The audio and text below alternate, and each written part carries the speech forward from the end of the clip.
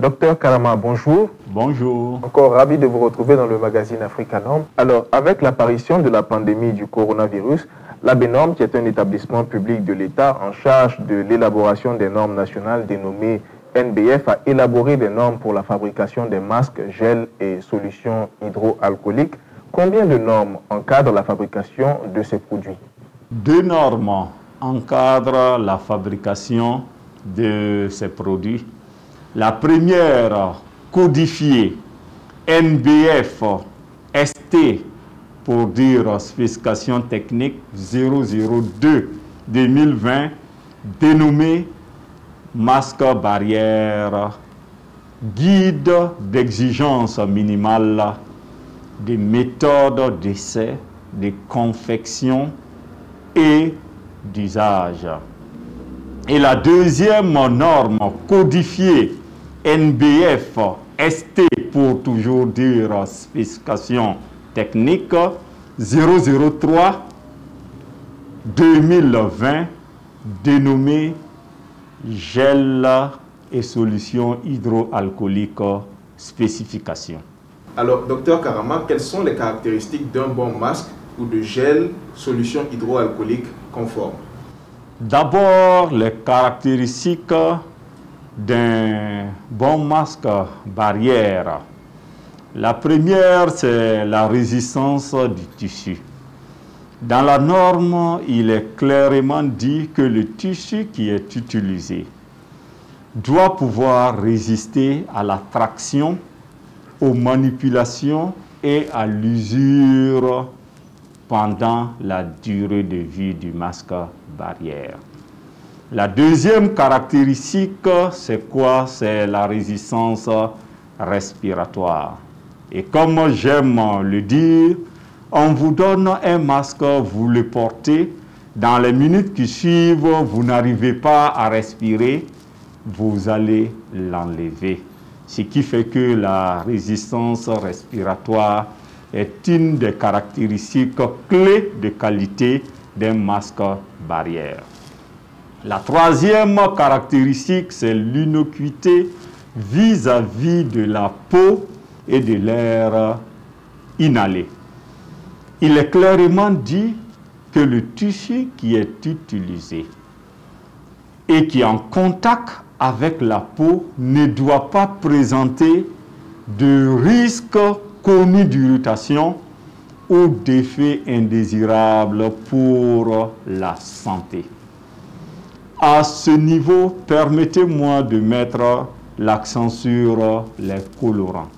Parce qu'il est recommandé que dans la confection des masques, il faut éviter d'utiliser des colorants.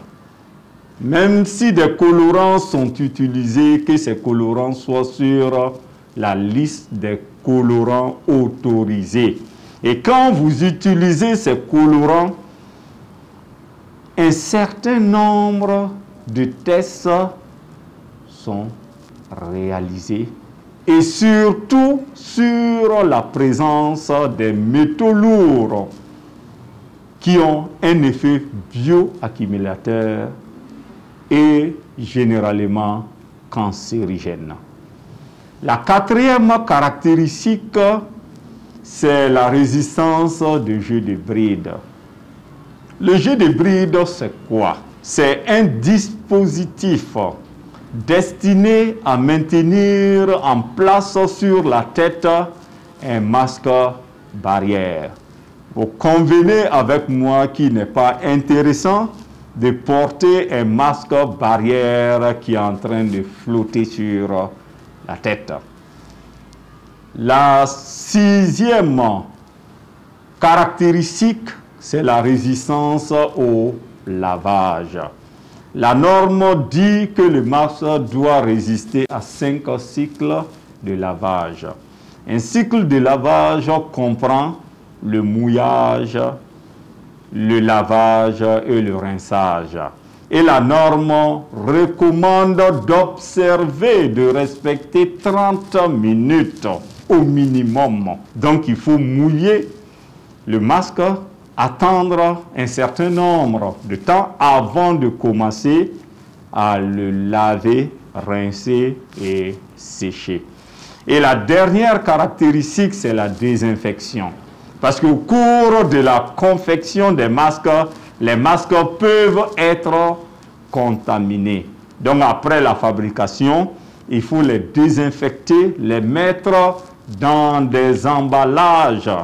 Et l'emballage a pour rôle de protéger ces masques contre tout dommage mécanique et toute contamination avant l'emploi. Voici les caractéristiques de qualité d'un bon masque barrière. Quelles sont maintenant les caractéristiques de qualité d'un bon gel ou solution hydroalcoolique? La norme dit clairement qu'un produit hydroalcoolique doit avoir un effet virucide afin de pouvoir éliminer les coronavirus, notamment le Covid-19. Ce produit doit être exempt d'impuretés, exempt de substances toxiques et également exempt de matières allergéniques. Voici les exigences générales. Maintenant, comme exigence spécifique, nous savons que le principe actif d'un produit hydroalcoolique, c'est l'alcool. Et par rapport aux données scientifiques récentes, pour que l'alcool soit efficace, il faut que son taux soit compris entre 75 à 85%. Pour terminer, permettez-moi de donner quelques informations sur l'étiquetage qui est l'information mise à la disposition du consommateur. Le premier élément, c'est quoi? C'est le nom et adresse du fabricant. Le deuxième élément, c'est la date de fabrication et le numéro de lot. Le troisième élément, c'est le pays d'origine. Le quatrième élément, c'est le taux d'alcool. Le cinquième, c'est la mention effet virucide. Le sixième élément, c'est les volumes. Et à ce niveau, rappelez-vous que depuis l'apparition du Covid-19, les ventes des produits hydroalcooliques avaient explosé.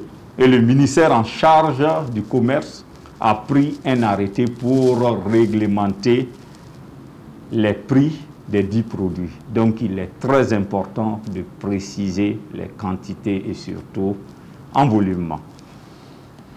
Et également, je souhaiterais ajouter quelques informations complémentaires qui sont également très importantes. C'est éviter tout contact avec les yeux, maintenir hors de portée des enfants, liquide inflammable et enfin le mode d'emploi. Et pour le mode d'emploi, nous recommandons vivement l'utilisation des pictogrammes qui sont des images. Docteur Karama, Africa Norm est un magazine télévisuel sur la qualité et les innovations. Quel est votre dernier mot, surtout dans ce contexte de la pandémie du coronavirus? Avez-vous un message à l'endroit des populations? Mon dernier mot, j'invite l'ensemble des acteurs à s'approprier des normes que nous avons élaborées afin de toujours produire qualité, afin de contribuer véritablement à la lutte contre la propagation du Covid-19. Merci beaucoup. Merci. C'est nous qui vous remercions, Dr Karama.